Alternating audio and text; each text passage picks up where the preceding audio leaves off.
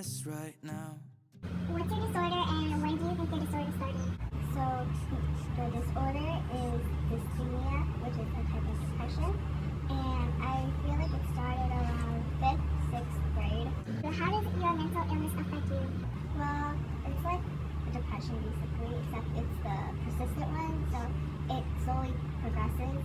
So it just affects my emotions and how I feel, and it makes me sometimes feel like really sad on some days. What are some struggles that you have with your disorder? Because it makes me feel sad on some days, I guess it's hard to always be positive, even though that's what I try to do. And it's also hard because I don't really like letting people know about it. So that's probably one of the biggest struggles with it. Who knows about your disorder? My parents and some of my close friends. Do you have any advice to give to students in middle school with your disorder? I feel like one of the best pieces of advice I could give people who are going through this is to talk it out with someone. And I feel, because I talked it out with my counselor here at school, and her advice really helped me to deal with it, and it helped me feel better about it as well. So I feel like talking it out with someone is really good to do. Thank you.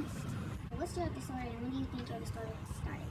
It really wasn't me who found out that I had ADHD. It was my mom, because we were at the doctor and I don't really know why, but she picked up something. It was ADHD and found out, and then it said to check out all the boxes.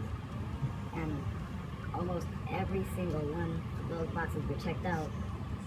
And then at school we had that's when my mom actually thought I had ADHD, and then when that happened, I guess it was just all the rock bottom from there.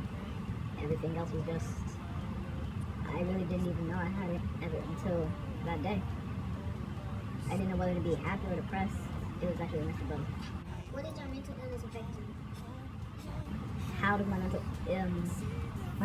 illness is a hyperactive disorder, so it would usually say that I have a lot of energy, and I mean, I don't really know, but it says that I have a lot of energy, and that's why we usually need to take these pills to calm me down or something. What are some of the struggles that you had with your disorder? Some struggles are me being absent-minded, so basically me going out into a different world or not listening at all. About your disorder? My mom, my little brother, almost my whole family. Do you have any advice to give students in middle school with your disorders? Stay calm. Don't do anything that I would probably do. Just keep on listening and be chill. Thank you.